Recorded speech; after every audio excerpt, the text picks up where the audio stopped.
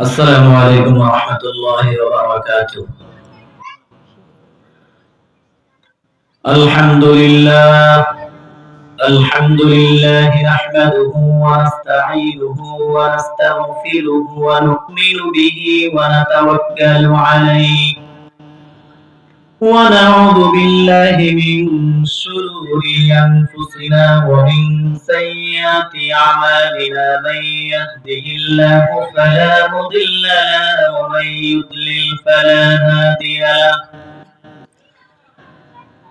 ونشهد أن لا إله إلا الله وحده لا شريك له ونشهد أن سيدنا وسندنا وحبيبنا وطبيبنا وطبيب قلوبنا ومرشدنا ومولانا محمدا عبد الله ورسوله الذي أرسله بالحق بشيرا ونذيرا وداعيا إلى الله بإذنه وسراجا منيرا فقد قال الله تعالى في كلامه المجيد وفي فرقانه الحميد সকলে আওয়াজ করে বলুন আউযু বিল্লাহি মিনাশ শাইতানির রাজীম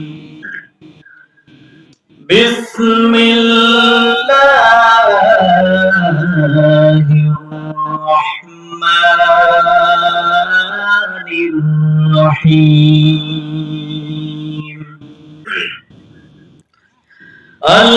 القارعة ما القارعة وما أدراك ما القارعة يوم يكون الناس كالفراش المبثوث وتكون الجبال كالعهن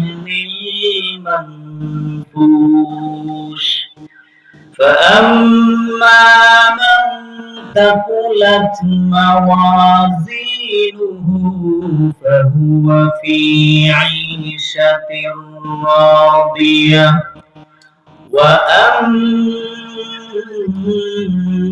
وأما من خفت موازينه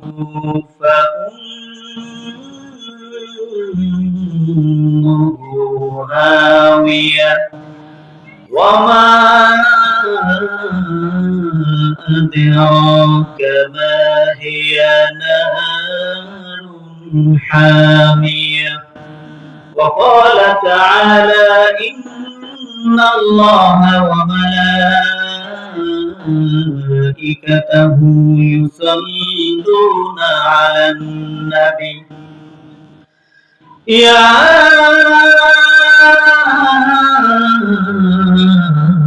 أيها الذين آمنوا صلوا عليه وسلموا تسليما اللهم صل على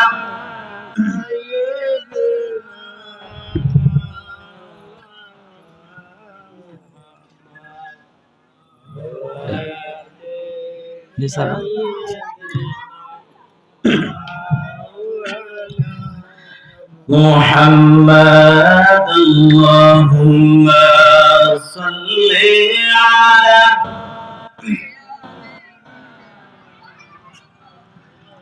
وعلى آل سيدنا مولانا محمد जब शबाने बरकत दाओ हमजन से गुनाह जाओ সপ্তাহ জুড়ে তুমি বরকত দাও জুমার দিনেতে গুনাহ ঝরা রজব শাবানে বরকত দাও লা ইলাহা ইল্লাল্লাহ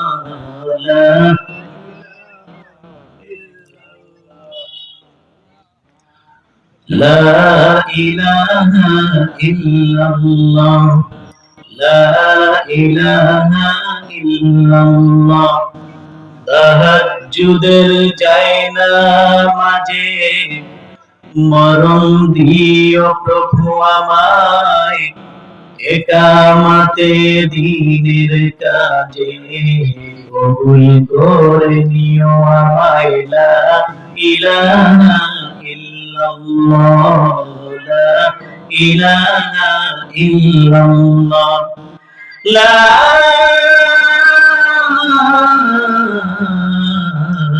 ইলাহা ইল্লাল্লাহ মুহাম্মাদুর রাসূলুল্লাহ সাল্লাল্লাহু। সকল প্রশংসার মালিককে, সেই মহান রব্বুল আলামিনের কাছে অসংখ্য অগণিত শুকর ও সুজুদ আদায় করছি। সকলে বলুন আলহামদুলিল্লাহ। প্রশংসা করবেন কার? সব সময় করবেন কার? সব অবস্থায় করবেন কার? ভালো আছেন করবেন কার? খারাপ আছেন করবেন কার? সব সময় প্রশংসা করার দরকার আছে না নাই? ভালো কাজের সময় কার প্রশংসা করবেন? মানুষের ক্ষেতের জমির আইন মেরে খাওয়ার সময় প্রশংসা করবেন কার? মানুষের মাথায় বাড়ি দেওয়ার সময় প্রশংসা করবেন কার? করা যাবে? জায়গা বুঝেই কোপ মেরতে হবে। চিল্লায় বলেন ঠিক কিনা? বুঝতে হবে কোথায় কোন কথা বলছি, কোথায় কোন কথা আমি শুনছি। এজন্য সেই মহান রব্বুল আলামিনের কাছে আমাদের প্রশংসা সব সময় করার দরকার আছে। আল্লাহ রব্বুল আলামিন বললেন, গোলাম যখন তুমি যেই অবস্থায় থাকো না কেন, যদি আমার প্রশংসা করো আমি তোমার নিয়ামতকে বাড়িয়ে দেব। ঠিক কিনা বলেন? এই যে এই জায়গায় এসেছেন, প্রশংসা করবেন, আল্লাহ করবেন না? বলেন আল্লাহ রাব্বুল আলামিনের হাবিব বিশ্বনবী সাল্লাল্লাহু আলাইহি সাল্লাম তিনি বলতেন, আল্লাহুম্মা গফিরলি ওয়ারহামনি ওয়াহদিনি। ওয়ারহামনি বলতেন আর বলতেন, ও আল্লাহ আপনি আমাকে রহম করেন।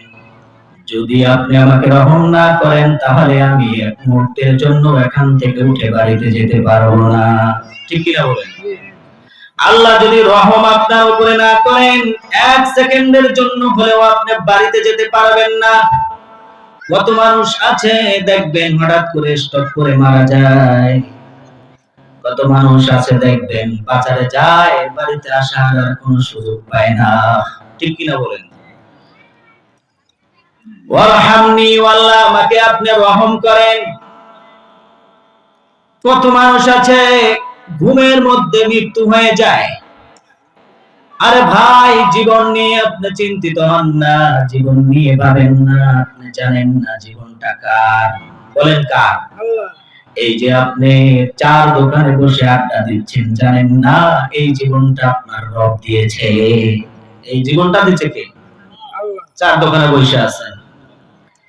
এই যে আপনার জীবন আল্লাহ রাব্বুল আলামিন কেন দিলেন? আল্লাহ রাব্বুল আলামিন কি জন্য আল্লাহ রাব্বুল আলামিন জীবনটা আপনি দিলেন? আপনি একটু চিন্তা করে ভাবেন। আল্লাহ বলেন, আলাম নাজআল লাহু আইনাইনি ওয়া লিসানান ওয়া শাফাতাইনি ওয়া হাদাইনাহু নাজদাইন। আল্লাহ বলেন, ও গোলাম তোমাকে জিহ্বা আমি দিলাম, তোমাকে হাত দিলাম, পা দিলাম, জীবনের সব অঙ্গ প্রত্যঙ্গ দিলাম, কিন্তু এই জীবনটা এই জন্য দেই নাই চার দোকানে বসে বসে তুমি আড্ডা করার জন্য দেই নাই। আমরা বলি, আল্লাহ কেন আপনি আমাদের জীবন দিলেন? আল্লাহ রাব্বুল আলামিন জানিয়ে দিলেন, ওয়া মা খালাকাতুল জিন্না ওয়াল ইনসা ইল্লা লিয়াবুদুন। আল্লাহ বলেন গোলাম আমি জিন আর মানব জাত দুইটা জাত বানিয়েছি শুধু আমার ইবাদত করার জন্য। কথা কি ভুল বলেন? ইল্লা লিয়াবুদুন, গোলাম তোমরা আমার ইবাদত করবা, আমার আনুগত্য করবা, আমার দাসত্ব করবা। এই আনুগত্য করার জন্য আমি আল্লাহ তোমাদেরকে দুনিয়ার জমিনে পাঠিয়ে দিয়েছি। আল্লাহর আনুগত্য মানে আল্লাহর প্রশংসা করবেন, আল্লাহর হুকুমগুলো মেনে চলবেন। আমার মুরব্বিয়ানে কিরামরা যারা আমার আলোচনা শুনছেন, হয়তো আগামী বছর এখানে থাকবো না, হয়তো আগামী 1 সেকেন্ডের পর এখানে থাকবো না, হয়তো কিছুক্ষণের মধ্যেই এই জায়গা থেকে মৃত্যু হয়ে যেতে পারে, কথা শুনতে পারবেন না। কিন্তু কথা একটা আপনার ভাবতে হবে যে আমার চলে যাব, আমি তো চলে যাব, আমি থাকার জন্য আসি নাই, আমি সময়কে নষ্ট করে দিচ্ছি। এই জীবন আল্লাহ জানিয়ে দিলেন গোলাম আমার ইবাদত করার জন্য তোমাদেরকে জীবন দিলাম, কিন্তু এই জীবনটা তুমি কোন কাজে ব্যয় করলা? এজন্য আমি বলবো আমার ভাইরা, আমার এলাকার মুনিব্বিয়ানে কেরামরা, আমার এলাকার যুবক ভাইরা, এলায় খেলায় কাটিয়ে দিয়েছেন বেলা, যে কোনো মুহূর্তেই সময়টা চলে যাব। আপনি ভাবছেন আজকের দিনটা রাস্তায় থেকে থেকে হেঁটে হেঁটে আড্ডা দিয়ে সময়টা কাটিয়ে দিচ্ছেন। আল্লাহ যদি আপনাকে ধরে যে এমন একটা মাহফিলের ব্যবস্থা করেছিলাম রে গোলাম, এমন একটা জায়গায় প্রতিপক্ষরা মাহফিল দিয়েছিল, আমি আল্লাহ অপেক্ষা করেছি, ও আমার গোলাম কখন তুই আমাকে ডাক দিবি। অনেক ভাইয়েরা আছেন কোরআন হাদিসের কথা শুনলে সেখানে যেতে চায় না। আল্লাহ জানিয়ে দিলেন গোলাম আজকে যা, ওখানে যা, ওই যে একটা জান্নাতের বাগান দক্ষিণ পাফরাইল জামে মসজিদের সামনে হয়েছে, ওখানে যখন থাকবি আমি হতে পারি রব্বুল আলামিন তোর জীবনের সব গুনাহগুলি মাফ করে দেব। আল্লাহ দিতে পারেন না বলেন? এজন্য আমার ভাইয়েরা, আমি দেখছি আমার মুসল্লিদেরকে চিনছি, দূরের মানুষের জন্য নয়। আপনি চিন্তা করবেন এই গ্রামে মাহফিল দিয়েছেন যেন আল্লাহ আমরা উলামায়ে কেরামদের আলোচনা শুনে শুনে যেন আমরা হেদায়েতের রাস্তা পেয়ে যাই। এজন্য আল্লাহ রাব্বুল আলামিনের দাসত্ব করবেন। আল্লাহ বললেন গোলাম আমার প্রশংসা করবা, যখন আমার প্রশংসা করবা আমি তোমাদের জীবনের গুনাহগুলি মাফ করে দেব। কি আল্লাহ বলেন? অপেক্ষায় আছেন কখন আমার গোলাম চাইবে আমার কাছে, কোন সময় আমার গোলাম আমার কাছে খালি বলবে আল্লাহ আল্লাহুম্মা গফিরলি, মাফ করে দেন আল্লাহ। আল্লাহ বলেন গোলাম আমি অপেক্ষায় আছি, বলার সাথে সাথে আমি তোকে মাফ করে দেব। বলেন সুবহানাল্লাহ। আল্লাহ আমাদের সকলকে কবুল করুক, সকলে বলুন আমিন। আমার ভাইয়েরা যারা শুনছেন চলে আসেন ভাইয়েরা। আজকে বাসা বাড়িতে যে মায়েরা শুনছেন, কোন পুরুষ এই সমাজের বিশেষ করে একটা মহিলাকে আজকে চাপ দিবেন না, যে আজকে রান্না বান্না নিয়ে চাপ দিবেন না। যা হয়েছে স্টপ বন্ধ করে দেন। আজকে তারা ঘরের ভিতরে বসে বসে আলোচনা চলবে, ঠিক কিনা বলেন? কোন পুরুষ তাদেরকে জ্বালাতন করবেন না, তাদের অনেক দায়িত্ব, তারা অনেক কাজ করে, তাদের উপরে জুলুম করা যাবে না। আজকের জন্য কমপক্ষে হলো একটু স্টপ করে রাখেন, তাদেরকে একটু সহানুভূতি দেখান। আল্লাহ আমাদের কবুল করুক, সকলে বলুন আমিন। আপনাদের সামনে কুরআনুল কারীম থেকে একটি সূরা পড়েছি, সবার কি মুখস্থ আছে বলেন? আছে ইনশাআল্লাহ? কারণ এটা কুরআনুল কারীমের সিরিয়াল অনুযায়ী 101 নাম্বার একটা সূরা। শেষের ভাগে আমরা অনেকে মুখস্থ করি, ঠিক কিনা বলেন? আমার আলোচনা যারা শুনেন আলহামদুলিল্লাহ শুরু থেকে চিন্তা করবেন শেষ সমাপ্তি। আমি যেখানেই কথা বলি এক সূরা নিয়ে কথা বলি, যে একটা সূরা আমি বেছে নেব ওটাকে শেষ করার জন্য চিন্তা করি যে এই সূরাটার বিষয়ে যেন তারা কিছু বুঝতে পারে। যে কোনো সূরা সিরিয়াল অনুযায়ী 101 নাম্বার একটি সূরা, শেষ ভাগে আর 13টা সূরা। কুরআনুল কারীমে 114টা সূরা আছে, শেষ দিয়ে যদি আপনি 13-14টা সূরা পড়েন তাহলে এই সূরাটা সবার পরিচিত আছে না? নাই? সবার পরিচিত। এই সূরাটার নাম হলো আল কারিয়া। কি? আল কারিয়া 11টি আয়াত বিশিষ্ট একটি সূরা। এই সূরাটা মাক্কি সূরা। Makki innings, Madani innings. বিশ্বনবী সাল্লাল্লাহু আলাইহি সাল্লামের দুইটা ইনিংস ছিলেন, একটা মাক্কি আর একটা মাদানী। মাক্কি বলে মক্কায় থাকাকালীন যে জীবন চালিয়েছেন সেই জীবনটাকে মাক্কি জীবন। মদিনার ইনিংসে চলে গিয়েছেন হিজরত করে, সেখানে যে সূরাগুলো নাজিল হয়েছে মাদানী ইনিংস, আমরা বলি মাদানিয়া, ঠিক কিনা বলেন? আমি মাক্কি ইনিংসের একটা সূরা নিয়ে কথা বলবো। এই সূরাটি এমন একটি সূরা, এই সূরাটির প্রমাণ্য বর্ণনাগুলি কিছু কিছু আংশিক আপনাদেরকে বলবো যেন বুঝতে পারেন। এই সূরাটার ভিতরে আল্লাহ তিনটা রিমাইন্ডার দিয়েছেন। কয়টা? তিনটা রিমাইন্ডার।